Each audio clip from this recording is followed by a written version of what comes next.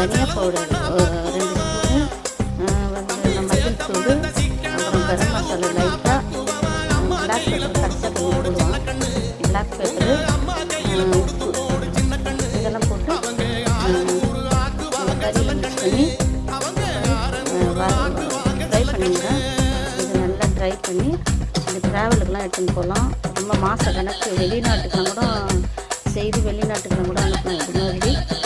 So நான் செஞ்சு காமிக்கிறேன். நான் எப்பயுமே எங்கள் பசங்களுக்குலாம் வெளியிலலாம் போனாங்க இதுமாரி தான் வறுத்து கொடுத்து அனுப்புவோம். அவங்க வந்து ஒரு வாரம் வச்சு சாப்பிடுவாங்க.